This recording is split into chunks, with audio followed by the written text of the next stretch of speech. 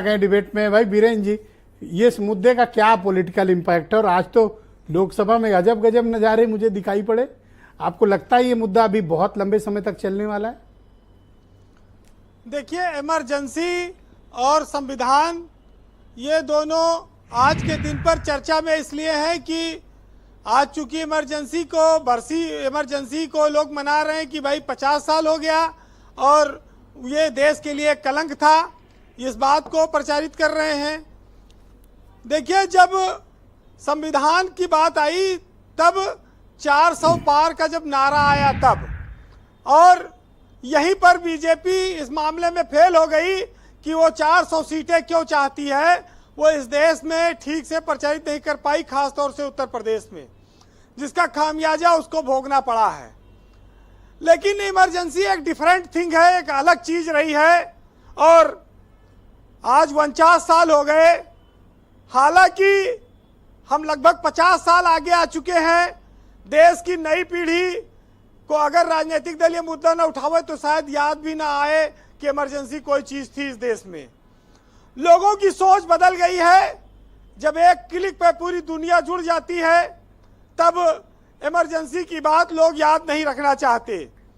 लेकिन चूंकि राजनीतिक दलों को इससे नफा और नुकसान देखना है तो वो इस चर्चा को लाते हैं। ये जरूर है कि हम लोगों ने तो इमरजेंसी देखी नहीं, हमारे बाप दादा ने देखी और झेली होगी, और उन्होंने अपनी पीड़ा अपने आने वाली पीढ़ियों को बताई होगी।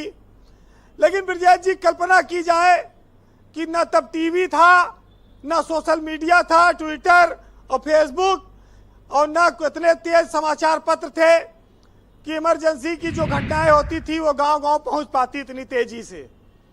फिर भी इस देश में एक आपातकाल, एक ऐसी काली रात आई जिसने रातों रात इस देश को पूरी तरह बदल दिया। 25 जून 1975। तो ये बात जो अतीत में हुई है उनको याद करने में कोई बुराई नहीं है, लेकिन आगे के बारे में भी सोचना होगा। कितने लोगों पर निर्दोष मुकदमे लिखे गए, 10 लाख लोगन के तो नसबंदी कई दिन गई कि जो भागत रहे। नसबंदी वाला ऑपरेशन भी तो इसी टाइम चला था। और लालू यादव ने अपनी बिटिया का नाम मीसा रखा है, वो इसी इमरजेंसी के नाते रखा था।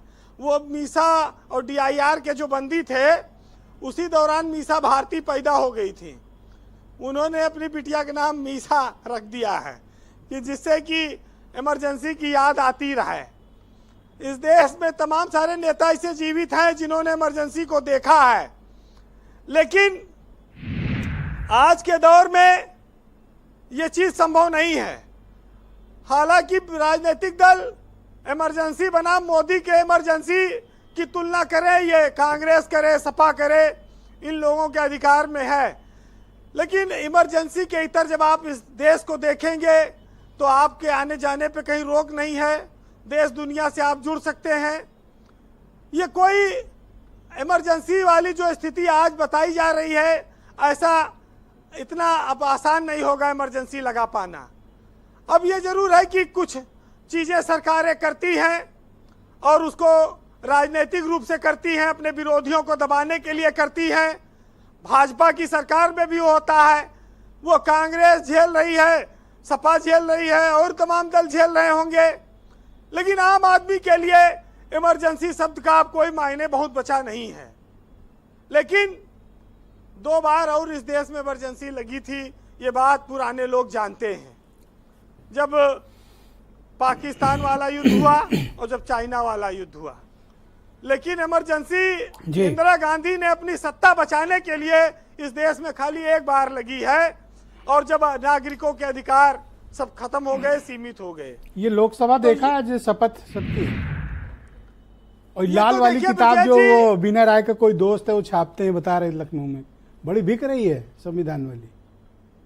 देखिए, अब तो ये अभी कोई चुनाव तो है नहीं, अब संविधान वाला मामला भी धीरे धीरे चला गया। तो चुनाव के साथ आया था, आरक्षण का खतरा था, संविधान का खतरा था, वो चला गया।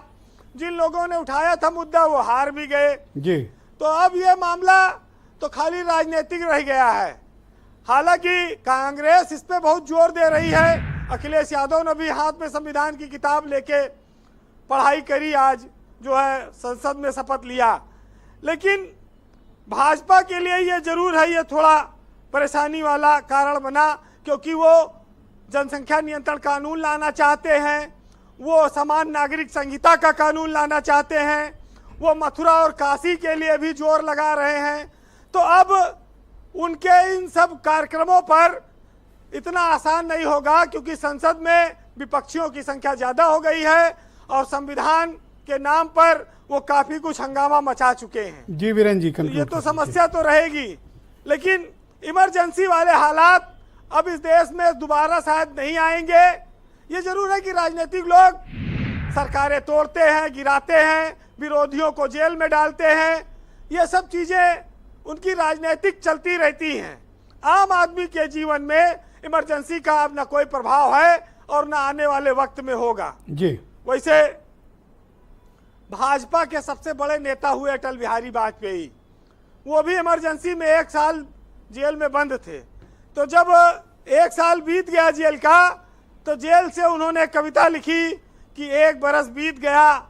सुनिएगा आज उसी की कुछ लाइनें कि झुलसा था जेठ मास, शरद चांदनी उदास, और सिसकी भरते सावन का, अंतर घट रीत गया, 1 साल बीत गया। सीखचों में सिमटा जग, किंतु विकल प्राण विहग, धरती से अंबर तक गूंज मुक्ति गीत गया, 1 साल बीत गया। बहुत शुक्रिया वीरेंद्र जी, आपका बहुत बहुत धन्यवाद ग्राउंड जीरो से जुड़ने के लिए, अपनी ओपिनियन